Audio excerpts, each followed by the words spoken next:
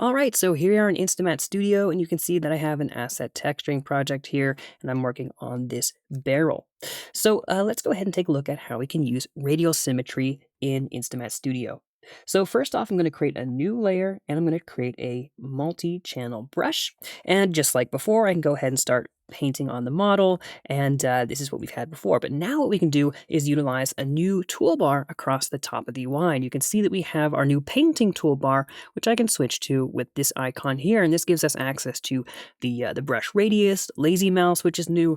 We've got the flow, rotation, and spacing, all the typical settings that you might have when painting. So you can adjust these settings while you're working on the asset. But a new option here as well is the symmetry settings. So they've moved from the brush settings over to this menu here in the top. So if I go ahead and click on this, you can see that I can choose between the two different types of symmetry. So let's go ahead and choose radial symmetry.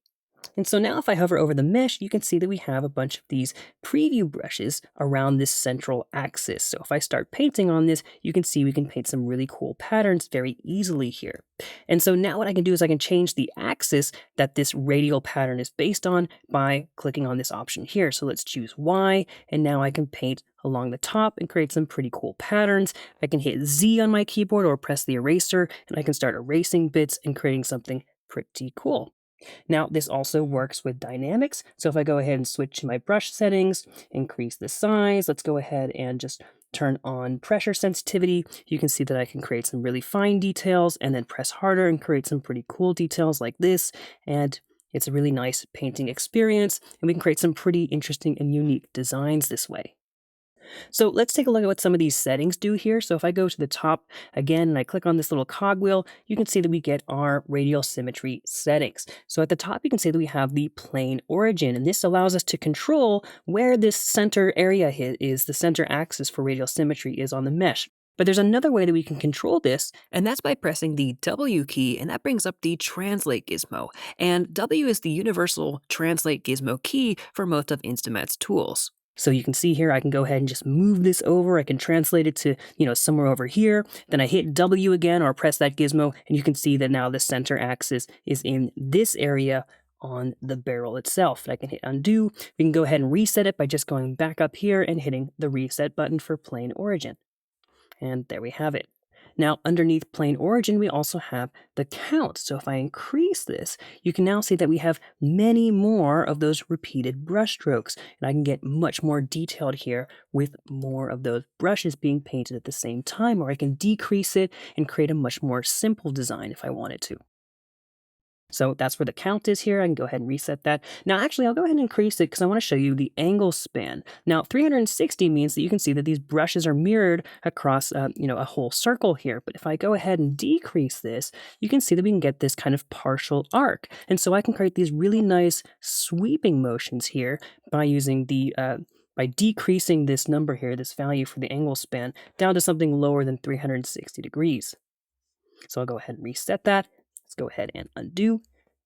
Now let's talk a little bit about the Raycast settings here. So you can see we have Raycast enabled. So the way that InstaMAT's symmetry works here is it's using raycasting. It's firing rays onto the surface of the model. And so what this allows us to do is paint symmetrically on models that aren't, 100% symmetrical. So there might be like a spout here in front of the barrel, and we can still paint, and it's going to fire rays onto the surface and make it so that we can still paint strokes in the area, even though the mesh isn't 100% symmetrical. So what we can do is we can enable raycasting, which it is by default, and then we can adjust the ray bias and the maximum ray length if the symmetry isn't working exactly how you expect. For example, if you're painting and some of those strokes don't make it onto the surface of the mesh, you can increase that maximum ray length. If you're seeing some painting artifacts, you can also adjust the bias as well. So both of these settings are here for you to adjust as you need. And now this bottom section here is just for the display while you're painting with radial symmetry. So what I can do is I can, increase the preview size. We can get really big dots here. Now it's quite small right now because I have those dynamics. So I'll go ahead and remove that. But you can see I have nice big dots to show how big the brush is. And this is going to be like 100% if I bring it all the way up to the top here. This is going to show you how big the brush is. You can see I can even hold Command and left click here to increase the brush size. And we get 100% accurate what all those preview brushes are going to look like. But if I go ahead and decrease this down, you can see that we can make those a lot smaller to just show where the center of those brushes are going to be when we start painting. Now I'll go ahead and reset that to about 50%, and we can also enable the lines here. And so the lines are great. You can see this is just going to show you from directly in the center of the mesh where we're going to be painting. And this is useful when you really want to pinpoint the center of where this kind of central axis is that we're painting radially. And you'll also notice if I go ahead and remove those lines that we have a small gizmo in the center, that little blue dot. That's also very helpful to see where the center of the axis is, but we can also remove that if we don't want to see it. So there's a lot of ways to customize the display of radial symmetry. So now let's take a look at a practical example of how we can use radial symmetry on this asset. So I'm going to go over to my bolts layer here, and you can see that I've made a mesh mask painting mask here, so we can use radial symmetry with the painting mask as well. So you'll notice that I've got this set up here. I've got my my count set up to, let's see, about 8. That's looking pretty good. And so what I can go ahead and do is I can just start clicking on here, and I can start adding some of these bolts to the model. And this is a nice quick way to add these details all along this this barrel mesh here very quickly. And so now this is a quick and easy process thanks to radial symmetry. All right, well that's it for now. Thanks for watching, and we'll see you in the next video. If you enjoyed this video, drop us a comment below, and don't forget to subscribe.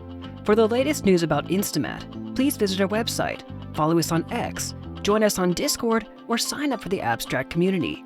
You can find all the links in the video description below. Thanks for tuning in, and we'll see you in the next one.